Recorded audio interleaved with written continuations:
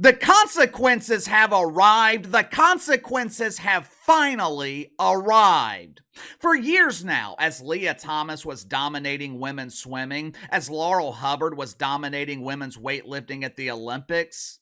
Well, Casey, who is Laurel Hubbard?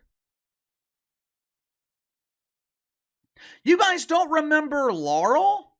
Laurel was that gigantic weightlifter who made history at the 2020 Olympics. Laurel Hubbard became the first biological male to compete against women in weightlifting at the Olympics. Now, according to doctors at Woke Memorial Hospital, Laurel had absolutely no physical advantage over naturally born women. All those excuses that you hear about men being stronger than women, men having more muscle mass, men having a distinct physical advantage over women. According to doctors at Woke Memorial, all of those excuses are myths, similar to the myth of mythical racism in the WNBA. Now, obviously, doctors at Woke Memorial, they would diagnose the WNBA with a stage 4 case of racism, but you get what I'm saying here.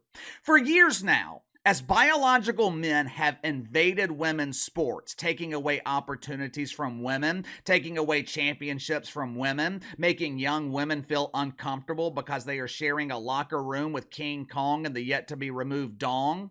Throughout that time, I have been saying there is a very, very simple solution to this problem. If you're a young woman, you can't rely on the NCAA. You can't rely on administrators at Woke U to fight for your right to keep the women's locker room a safe space. Which is very ironic when you think about it. Deacons at Woke United Methodist, they are usually all about a safe space. If a young woman is approached by a potential purse snatcher, run to a safe space. Remember when they designated areas on Woke U campuses and called them gun-free zones? Excuse me, sir, that water gun is not allowed in this area. This area is designated as a safe space. Nothing bad can happen here. The deacons are all about a safe space until it comes to protecting the rights of women from biological dudes aspiring to be women. All this time, there has been a simple solution to the problem, a solution that has been repeated countless times here on this channel. If young women want to save women's sports, if they want to keep biological men out of women's sports, all they got to do is refuse to compete against them. And if they happen to be on your team, all the young women have to do is come together and quit the team. Kinda hard to compete in something like volleyball when there's only one player on the team.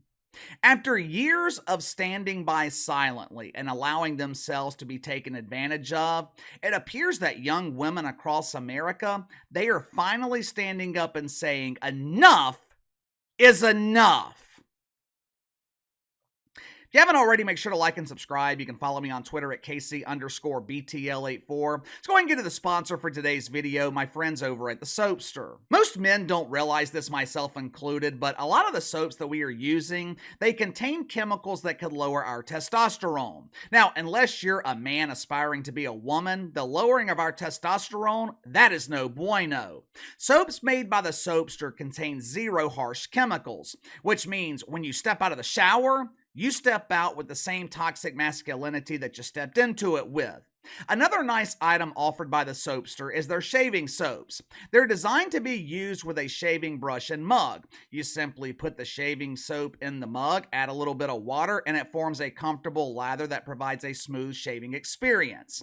And just like the bar soap, the shaving soaps contain 0 harsh chemicals. So click the link in the description below. Use my promo code BTL10, BTL10. Save 10% off your first purchase with the Soapster. Now, for those that don't know, Blaire Fleming is a star volleyball player for the San Jose State Sparkles and arguably the best women's volleyball player in the country. Now, that would be an amazing accomplishment for Blaire had they not been born Braden. You see, Braden was born with man's best friend. Well, KC, you mean Roscoe, the family dog? No, I mean Frank and the family beans. Normally, this would disqualify Braden from competing in women's volleyball. But in this age of progress, I guess all you have to do to qualify is change your name to Blair. For the first few weeks of the season, everything was all good at San Jose State. The Sparkles were dominating their opponents. The biological identity of Blaire Fleming was kept hidden from both opposing players and teammates. The identity of Blaire Fleming, it was also kept hidden from roommates. All my fathers out there who are proud and excited that your daughter was accepted at Woke U, Uncle Casey highly recommends that you do extensive research on potential roommates. Don't trust officials at Woke U. Don't rely on them to tell you the truth. You don't want to get that phone call one day where your daughter calls you complaining because their roommate is filling the bathroom with bottles of Just for Men. For a few weeks this season, everything was all good for San Jose State and Blaire Fleming until Outkick started relentlessly covering this story.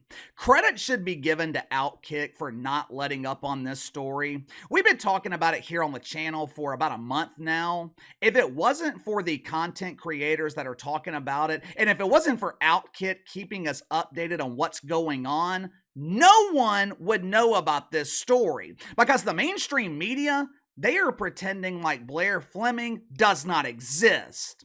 Once the biological identity of Blaire Fleming was revealed, opposing teams, they started to reconsider competing against San Jose State. Last month, the Sparkles, they were competing in a weekend-long tournament. They were putting their undefeated streak on the line, and luckily for them, San Jose State came out of the weekend undefeated. What's even better about it, San Jose State, they didn't even have to take the court to defend their streak because the young women from Southern Utah, they refused to compete against them. Southern Utah forfeited the game and handed the win to San Jose State. They felt the safety of their young women was far more important than some meaningless volleyball game. You know, oftentimes, it only takes one person, or in this case, one program, to take a stand and do the right thing for other programs to follow their lead. All it takes is one good leader to show people that you can take a stand, you can stand up for yourself, and others that agree with you, they will follow. And that is exactly what happened after the young women from Southern Utah refused to compete against Blaire Fleming. Next thing you know, the young women from Boise State canceled their match with San Jose State. Then, the women from Wyoming, they canceled their match. All of a sudden, teams are canceling matches against San Jose State that are weeks away from being played. Yesterday, Utah State, they released a statement on their website announcing that they were canceling their game against San Jose State. Now, although they did not provide an official reason, we all know why they canceled. Hours after the statement was published, Utah State, they mysteriously removed it from their website. As it turns out, they were simply complying with a request from San Jose State asking them to remove the statement from their website. Now, Utah State, they complied with the request, but they did not back down on the cancellation of the game. Statement came down, but the match was still canceled. Now, all that happened yesterday. As of this afternoon, Thursday afternoon, I guess Utah State decided to say, to hell with San Jose State, because they put the statement back on the front page of their website for everyone to see. For the third or fourth time in as many weeks, a collegiate volleyball team has refused to compete against Blaire Fleming. And it's not like some of these are out-of-conference games. Most of these are conference games, games that actually matter. Fortunately for Blaire Fleming, it looks like Colorado State is willing to compete. Not only are they willing to compete, they are also promoting the match on social media. Earlier this morning, Colorado State, they put together a nice little video hyping up their match against the Fighting Flemings from San Jose State. I went to check the comments. I wanted to see what students, fans were saying about the game. I wanted to see if they were excited and waiting with anticipation for the inevitable beatdown. I mean, the high-profile matchup. But for some reason, Colorado State decided to mute the comments on this particular tweet.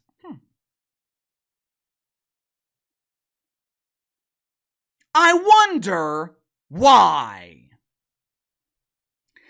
I don't know who is responsible for canceling these games against Blaire Fleming. I don't know if it's the players, the young women themselves. Maybe it's the coaches looking out for the players. Either way, it doesn't matter because this is exactly what needs to happen. This is exactly how you solve this problem. And look, this is nothing against Blaire Fleming. Blaire Fleming is not doing anything wrong here, at least from a technical standpoint. Blaire Fleming is simply following the guidelines that were provided by the NCAA. If you live in a woke city where crime has damn near been legalized and someone breaks into your car and confiscates your battery-powered cucumber, you shouldn't be mad at the person who borrowed Purple Passion. They were simply following the law. If you're going to be mad, you should be mad at the system that allowed it to happen. Same thing here with Blaire Fleming. Don't be mad at Blaire Fleming. Be pissed off with the NCAA. What these young women are doing, this is how you solve this problem. No protests are needed. You don't have to pitch your tent outside the dean's house.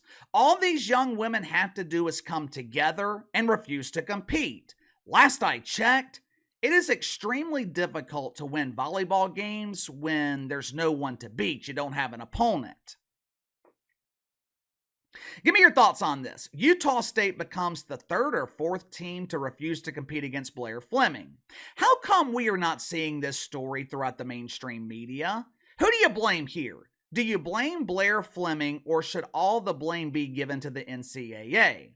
You tell me. Sound off in the comments below. Like, subscribe, share the video. Appreciate your support. Best way to contact me is by email at btlkc84@gmail.com. I'll see you guys tomorrow.